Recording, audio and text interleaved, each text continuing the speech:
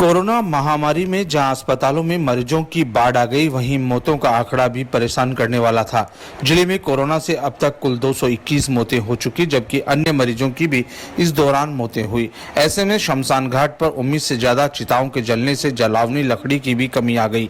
बहुत जगहों पर कम लकड़ी होने की वजह से अजली अवस्था में या फिर शवों को जल प्रवाह के माध्यम से लोगों द्वारा स्थानीय नदियों में जल प्रवाह किया जाने लगा, जिसके चलते शवों का गंगा नदी में उतराया दिखना आम बात हो गई। अगर गंगा में शवों के उतराने की बात की जाए तो तकरीबन 150 शव उतराए मिले और अभी भी गंगा में शवों के उतराने का सिलसिला जारी है। इन सब बातों को देखते हुए जिला प्रशासन ने शवों को जल प्रवाह न कर जलाने पर जोर दिया है और अब इस काम में समाजसेवी संगठन भी सामने आने लगे हैं। गाजीपुर के प्रमुख समाजसेवी संजय राय शेरपुरिया, जो यूथ रूरल एंटरप्रेन्योर फाउंडेशन के चेयरमैन हैं, उन्होंने शमशान घाट पर लकड़ी बैंक का विधिवत तहसीलदार, मजिस्ट्रेट, स्थानीय लोगों को लकड़ी का गट्ठर देकर शुभारंभ किया। इसके बारे में बताते हुए संजय राय ने कहा कि लकड़ी की कमी से कोई शव गंगा में यूं ही न फेंका जाए, इसलिए गाजीपुर शमशान घाट पर हमने संस्था के माध्यम से लकड़ी बैंक बनाया है, जिसमें कोई भी व्यक्ति लकड़ी दान कर सकता है और जरूरतमंद वहां से निःशुल्क लकड़ी लेकर शव का अंतिम संस्कार पूरे विधि और सम्मान के साथ कर सकता है। इससे पहले भी संजय राय 10,000 मेडिसिन और जांच किट के साथ वैन और एम्बुलेंस प्रशासन की मदद से कोरोना काल में चलवा रखी है।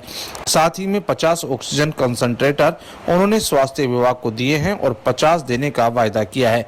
वहीं वे 50 बीएड लेवल 3 हॉस्पिटल भी जिला अस्पताल में अपने खर्च से निःशुल्क सेवा के लिए बनाने की बात कह रहे हैं।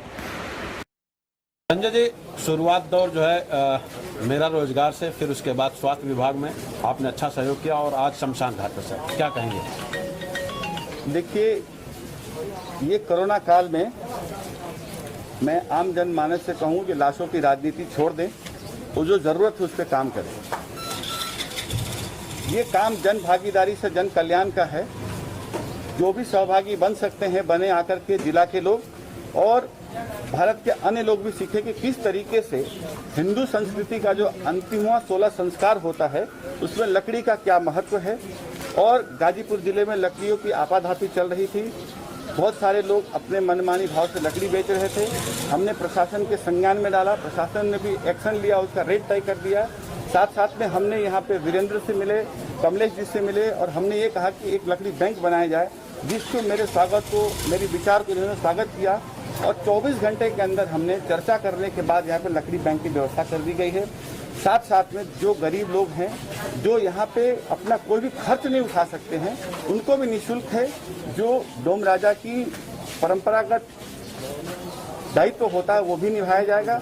उसके लिए भी हमने इनके फाउंडेशन में कुछ अर्थ की भी व्यवस्था कर दी है, लकड़ियों की व्यवस्था कर दी। एक बात मैं कहना चाहूँगा कि मैंने जैसे अपील शुरू की गाजीपुर के जनता से, मेरे पास आज की तारीख में 3600 मन लकड़ी